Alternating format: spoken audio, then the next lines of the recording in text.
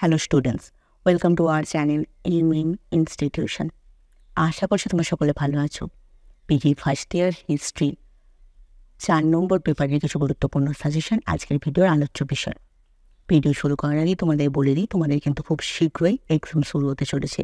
First assignment আর তার 1 মাস পরই final exam, তাই হাতে একদম টাইম নেই। তোমরা যদি এখনও পড়াশোনা শুরু না করে থাকো তাহলে বলবো তাড়াতাড়ি পড়াশোনা শুরু করে দাও।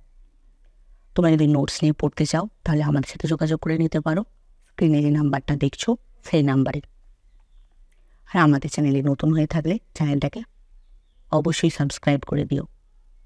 এছাড়াও আমাদের অফিসিয়াল ওয়েবসাইট imminstitution.com তোমরা ডেইলি ভিজিট করতে পারো। ওখানে নোটসের স্যাম্পেল ডেইলি আপলোড করা হয়। সেই স্যাম্পেল ডাউনলোড করেও তোমরা পড়াশোনা শুরু করে দিতে পারো। তাহলে চলো ভিডিওটা শুরু করছি। তোমরা যে 4 নম্বর পেপারের সাজেশনটা দেখছো সেই সাজেশনটা কিন্তু 5 ইয়ার বেস করে তৈরি করা হয়েছে। প্রথমে আমি 4 নম্বর পেপারের মার্কস ডিভিশনটা তোমাদের একটু জানিয়ে দিই। তোমাদের 100 নম্বরের পেপারে এক্সাম হয়ে থাকে 3টে বিভাগে ভাগ করা থাকে, বিভাগ ক, বিভাগ খ এবং বিভাগ গ। বিভাগ কয়ে তোমাদের 18 নম্বরে 2টো প্রশ্নের উত্তর দিতে হয়, বিভাগ খয়ে 12 নম্বরে 3টে এবং বিভাগ গয়ে 7 নম্বরে 4টে প্রশ্নের উত্তর তোমাদের দিতে হয়। প্রথমেই আমরা বিভাগ কয়ের 18 নম্বরে কিছু গুরুত্বপূর্ণ প্রশ্ন লিখে নেব, সেটা তোমাদের এক্সামের জন্য ইম্পর্ট্যান্ট। প্রথম প্রশ্ন, অষ্টাদশ শতকের ইউরোপীয় জ্ঞানভিত্তিক কীভাবে ইতিহাসের ধারণার পরিবর্তন এনেছিল? এই প্রসঙ্গে ভলতেয়ার ও মন্তেস্কুর ইতিহাস চিন্তা আলোচনা করুন। 2 নম্বর প্রশ্ন, মার্ব্লথ ও ফার্নান্ডোদের ঐতিহাসিক গবেষণা বিশ্লেষণ করুন। তাদের ইতিহাস রচনার মধ্যে কী ধরনের পার্থক্য দেখা যায়? 3 নম্বর প্রশ্ন, ভারতের স্বর্ণযুগ সম্পর্কে ঐতিহাসিক বিতর্ক আলোচনা করুন।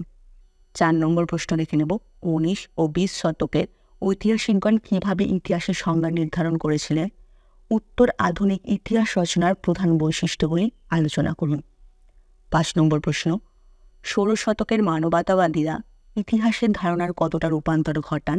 অষ্টাদশ শতকের ইতিহাসবিদরা ইতিহাসের ধারণার কীভাবে পরিবর্তন সাধন করেন? 6 নম্বর প্রশ্ন, ধ্রুপদী ইতিহাস রচনার বৈশিষ্ট্য কী ছিল?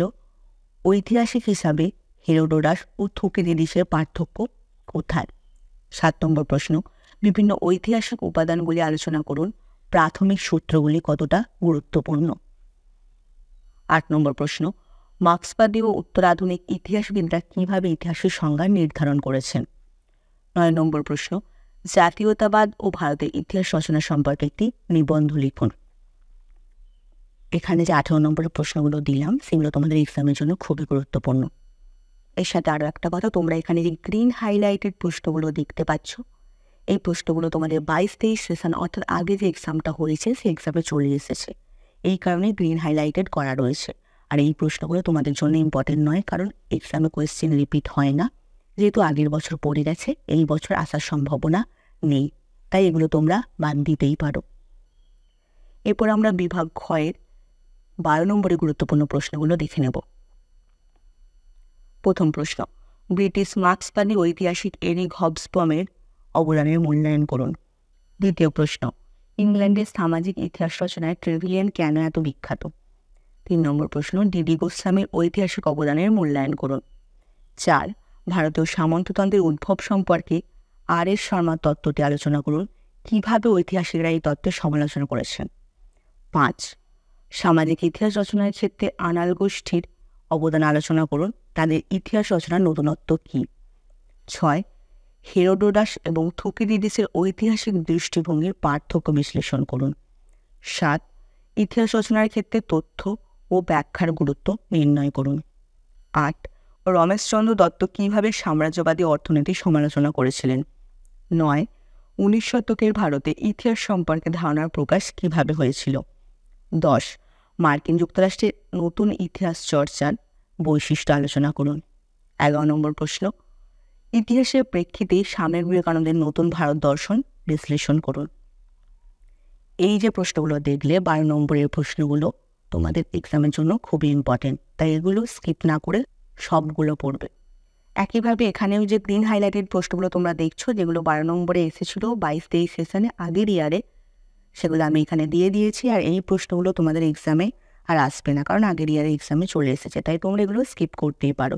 কিন্তু আমি যেগুলো সাজেশন হিসাবে দিলাম সেগুলো তোমরা বাদ দেবে না। এর সাথে আরও একটা কথা, 18 নম্বরের প্রশ্ন 12 নম্বরে আসতে পারে, আর 12 নম্বরের প্রশ্ন 18তে আসতে পারে। তোমরা যদি 18তে পড়ে থাকো 12তে লিখতে পারবে, আর 12তে পড়ে থাকলে তো 18তে আশা করছি লিখতেই পারবে। তাহলে আমরা বিভাগ গয়ের 7 নম্বরের গুরুত্বপূর্ণ প্রশ্নগুলো এবার দেখে নেব। প্রথম প্রশ্ন, সপ্তদশ শতকে ইংল্যান্ডের বিপ্লবের উৎস সম্পর্কে ডনের মতামত কী ছিল? 2, প্রাচ্য বিদ্যা চর্চা কীভাবে ভারতে নবজাগরণে সাহায্য করেছিল? 3 নম্বর গুরুত্বপূর্ণ প্রশ্ন, ভারতের প্রাচ্যবিদ্যার বিকাশে উইলিয়াম জোন্সের অবদানের মূল্যায়ন করুন। 4, ভারতের প্রাচ্যবিদ্যার বিকাশে এশিয়াটিক সোসাইটির অবদান আলোচনা করুন। 5, বঙ্কিমচন্দ্র চট্টোপাধ্যায়ের ইতিহাস দর্শন আলোচনা করুন। 6, ইউরোপের মধ্যযুগীয় বা ধর্মীয় ইতিহাস রচনার প্রধান বৈশিষ্ট্যগুলি কী কী? 7 নম্বর প্রশ্ন, বিজ্ঞানসম্মত ইতিহাস রচনার পদ্ধতি কী হওয়া উচিত? 8, ইতিহাস চর্চার ক্ষেত্রে রাখাল দাস বন্দ্যোপাধ্যায়ের পদ্ধতি ও অবদান কী? 9 নম্বর প্রশ্ন, এখানে একটু স্পেলিং মিস্টেক আছে, র্যাঙ্কের পরে জার্মানিতে ইতিহাসের বৈজ্ঞানিক দৃষ্টিভঙ্গিতে কি কোনো পরিবর্তন এসেছিল? 10 নম্বর প্রশ্ন, ঊনবিংশ শতকে ইতিহাস কি প্রগতির পথে অগ্রসর হয়েছিল? 11 এবং লাস্ট ইম্পর্টেন্ট প্রশ্ন, রজনীকান্ত গুপ্তের ঐতিহাসিক অবদান কী? বিভাগ গয়ের জন্য এই সমস্ত প্রশ্নগুলো তোমরা এক্সামের জন্য ইম্পর্টেন্ট বলতে পারো, এবং এই প্রশ্নগুলো তোমরা ভালোভাবে পড়বে। এবং 22-23 সেশনে যে প্রশ্নগুলো এসে গেছে সেই প্রশ্নগুলো দেখো এখানে দিয়ে দেওয়া হয়েছে, এবং এই প্রশ্নগুলো তোমরা স্কিপ করতে পারো, যেহেতু এক্সামে কোয়েশ্চেন রিপিট হয় না। তোমাদের যে সাজেশনটা আজকে দিলাম সেই সাজেশনের উপর বেশ করে তোমরা পড়াশোনা শুরু করো, আর দেরি করো না, কারণ হাতে একদম টাইম নেই। তোমরা আমাদের অফিসিয়াল ওয়েবসাইট ammuinstitution.com ভিজিট করতে পারো, ওখানে নোটসের স্যাম্পেল তোমরা পেয়ে যাবে, এবং সেই স্যাম্পেল যদি তোমাদের পছন্দ হয় সেটা ডাউনলোড করে পড়াশোনা শুরু করে দিতে পারো, যদি এখনও পড়াশোনা শুরু না করে থাকো। আর তোমাদের যদি ফুল নোটসের প্রয়োজন হয় সরাসরি আমাদের সাথে যোগাযোগ করে নিতে পারো। এই মুহূর্তে আমাদের সেন্টার থেকে নোটস দেওয়া চলছে। তো যদি নোটস নিতে চাও তাহলে স্ক্রিনে যে নাম্বারটা দেখছো সেই নাম্বারে আমাদের সাথে যোগাযোগ করে নিতে পারো।